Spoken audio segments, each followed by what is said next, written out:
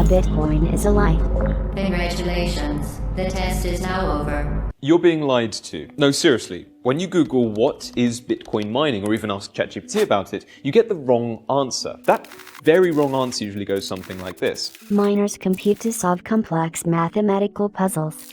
Now, while Bitcoin mining is the process by which new Bitcoins are introduced in circulation, verifying transactions and adding them to the blockchain ledger, it doesn't actually involve much math at all. In reality, miners are just guessing a nonce value that, when added, produces a hash meeting the specific size requirement. But here's where we turn off the lights. This is just one of the many things that the Web3 world has taught you incorrectly. For example, and this is pretty freaky, did you know that Bitcoin is actually a verifiable Ponzi scheme? Or maybe you didn't know that a single quantum miner joining the network could send Bitcoin's price to zero overnight? I'm Bradley Peak, and you're watching the Symbiosis YouTube channel. Let's pull back the curtain and talk about the real Bitcoin.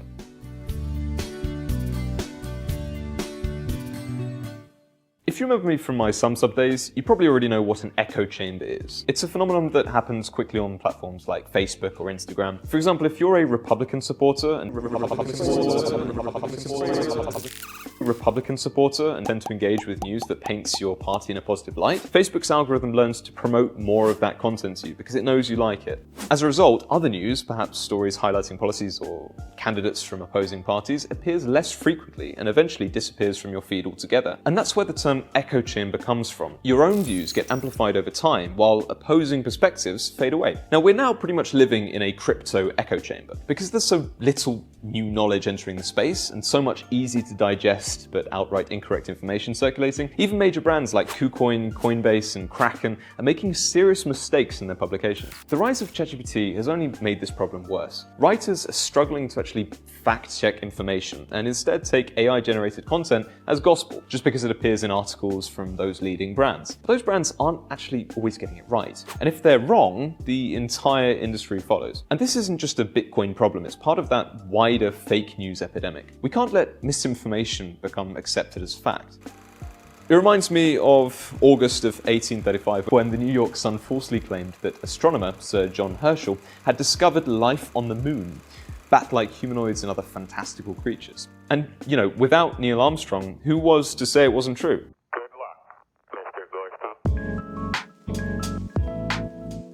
Now, let's debunk some of this fake news about Bitcoin once and for all. Here's how miners actually mine Bitcoin. A miner is essentially a powerful computer attached to the Bitcoin network. Anyone can buy the necessary ASICs as long as they can afford them. These machines need to be powerful for one reason. They have to guess numbers very, very quickly. The actual process of linking a new block and processing transactions, well, that could probably be done instantly on your smartphone. But here's the catch. The Bitcoin network wants there to be a 10-minute gap between blocks. So, to slow miners down, it makes the process more difficult. Here's how. When you use Bitcoin's SHA-256 encryption standard, it generates a 256-bit output based on any input. For example, if I encode the words "Hello World," it spits out this long string of numbers. Miners use the same algorithm to encrypt data such as transaction details, timestamps, and previous block headers, and also everything else that's needed to be added to the next block, of course. The real challenge is finding a way to encode this data so it produces a sufficiently difficult output to meet these network requirements. By adding random numbers or extra data to the end of our message, we can see that the output changes. Miners essentially repeat this process over and over until they generate a hash that begins with as many leading zeros as possible, which indicates that the output is shrinking in value and therefore will hopefully meet the required difficulty target. So put simply, we're essentially adding random meaningless data to encode our original information into a hash that's small enough to meet the network's difficulty requirements. That's mining. Now, if you're trying on your own, it might take a few minutes of trial and error to get a hash with, say, 2 leading zeros, or perhaps an hour to get 4. But what about 20 leading zeros, which is the current amount required by the Bitcoin network? To achieve that, you'd have to change the added number, more accurately called the nonce, right, which is short for number used only once, and click that button 464 sextillion times.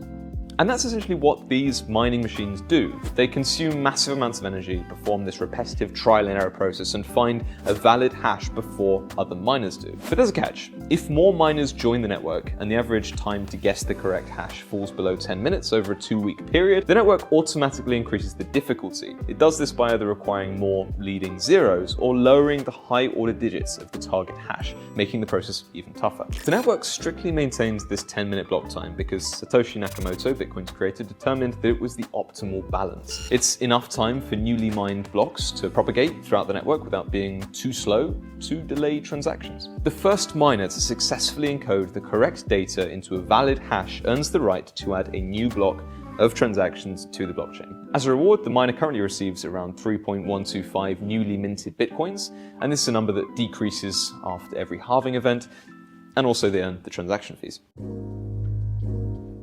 Ponzi, pyramid, MLM, this kind of scheme has many names. A Ponzi scheme is an investment operation where earlier investors are paid using capital from new investors, rather than the profits earned by the operational company itself. It's not even a scheme per se, it's...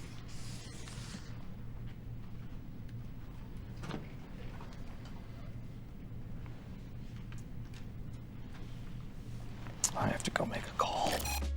In 2025, most Ponzi schemes disguise themselves behind fake AI trading bots or hedge funds. Your grandmother even might get tricked into trusting some scheme with her $10,000, only to see her on-site balance artificially triple over the next few months.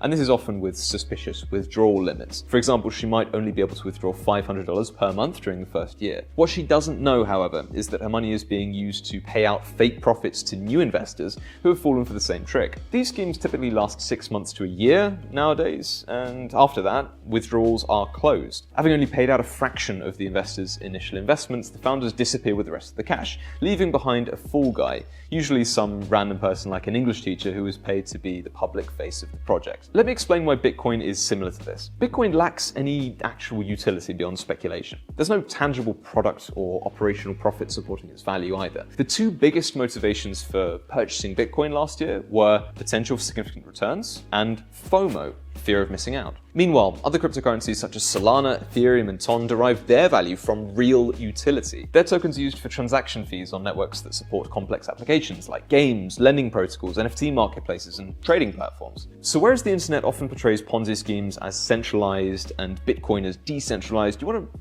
maybe rethink that. Here's the reality.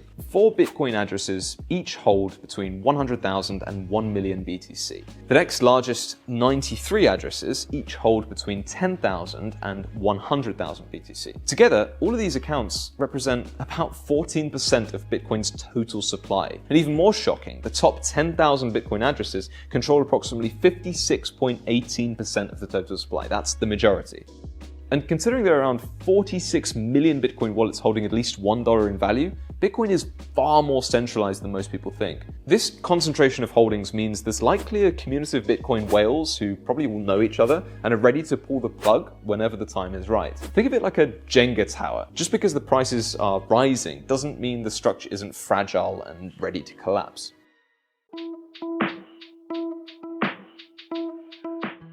In many ways, Bitcoin resembles the natural world. There are ups, downs, wars, pandemics, and cycles of growth and collapse. However, as time goes on, natural processes such as increased solar luminosity, declining atmospheric carbon dioxide, reduced geological activity, and the formation of a supercontinent will actually create conditions that are inhospitable to complex life. Eventually, in around 5 billion years, the sun will enter its red giant phase, absorbing us and other nearby planets in the process. And this is a relevant metaphor because when we're talking about Bitcoin, quantum computing is the sun. While quantum computers haven't actually reached the level of sophistication required to pose an immediate threat, estimates suggest that a quantum computer capable of executing a 51% attack could be just years away. So as we've discussed, miners are essentially competing, right, to find a valid hash.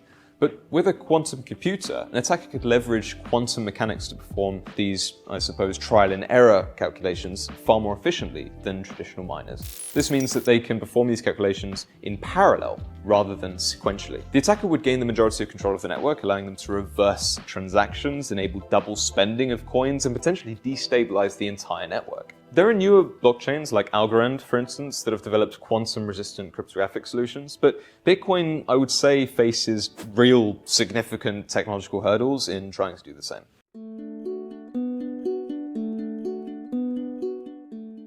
Bitcoin faces several critical issues. It lacks utility, displays Ponzi-like characteristics, it's highly centralized, it's vulnerable to quantum attacks, and on top of that, most people don't even understand how it works. Think about why we use cryptocurrencies in the first place. Crypto is supposed to be lightning fast. You can send funds globally and convert them to fiat instantly. It's supposed to be cheap, with peer-to-peer transactions offering favorable exchange rates compared to traditional systems. And it's supposed to be stable, with stablecoins like USDT becoming the standard for most transactions. Stability is key to any currency success. But Bitcoin is none of these things. Its network is so congested that it takes about an hour to process a payment. Transaction fees range from, say, $1.50 to over $8 per transaction. Bitcoin's design makes it incompatible with daily financial use in modern systems. Perhaps in 2009, Bitcoin provided a cool alternative to the traditional financial system, but today we have faster, more scalable, more efficient blockchains with instant finality. Without the hype, Bitcoin simply doesn't offer a usable product. Now, this isn't obviously financial advice, it's just my opinion.